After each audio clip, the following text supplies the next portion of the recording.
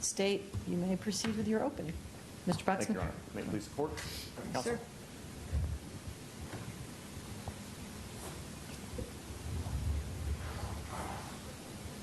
Morning, everybody. During the course of the guilt phase of this trial, we have presented evidence to you of some aggravating factors that you may consider. During the course of this morning, we will present to you some additional evidence of some other aggravating factors, which you may also consider in determining what the proper punishment is for the murder of Sade Dixon and her unborn child. At the end of this phase of the trial, you will be asked to decide what the proper punishment is for the murder of Sade Dixon and her unborn child. And those are the only two charges that you will be asked to weigh in on the punishment. The judge will determine the proper punishment for the crimes of attempted murder of Ronald Stewart, Stephanie Dixon Daniels, and Dominique Daniels without your input. As to the murder of Sade Dixon, there will be evidence of two aggravating factors which you may consider. The first is that the defendant was on probation at the time he committed the murder of Sade Dixon. You will hear from a probation officer named David Kennard, and you heard during the defendant's testimony that he went to prison for a prior conviction, and you will hear from David Kennard, the probation officer, that he was released from prison and was placed on probation for a period of time. David Kennard will explain to you that at the time he committed the murder of Sade Dixon, he was on probation at that time. You will hear that that is an aggravating factor which you may consider in determining the proper punishment for this charge. The second aggravating factor that you will hear about and that you can consider to determine the proper punishment for the murder of Sade Dixon is that the defendant was previously convicted of a felony involving the use of or threat of violence to another person. You heard during the guilt phase of this trial that the defendant was convicted of a battery on a law enforcement officer in 1998. And this morning you're going to hear from the victim of that case, Orlando Police Department Officer Todd Herb. And he will tell you about how the defendant punched him in the face and punched him up in the head and body area multiple times when he was trying to convict or to arrest the defendant for battery on a law enforcement officer. I'm not going to go into the details of that crime right now because, like I said, shortly this morning you're going to hear the details from the officer himself.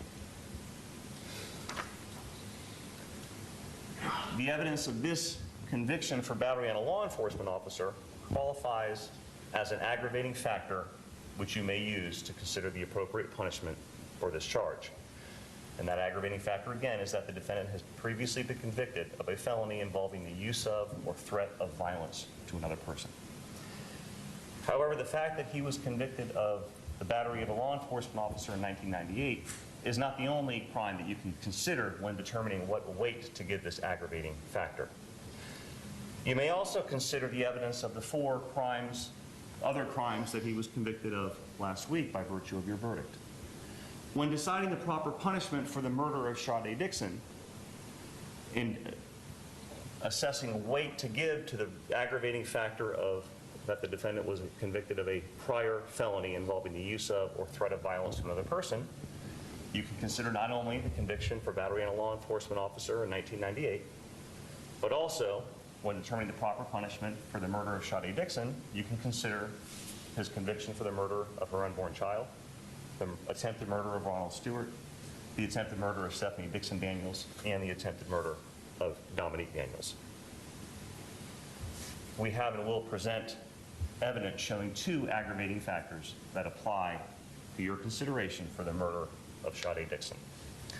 As it relates to the murder of Sade Dixon's unborn child, you may consider the aggravating factor that he was on probation at the time he committed that crime, which will be explained to you again by David Kennard shortly.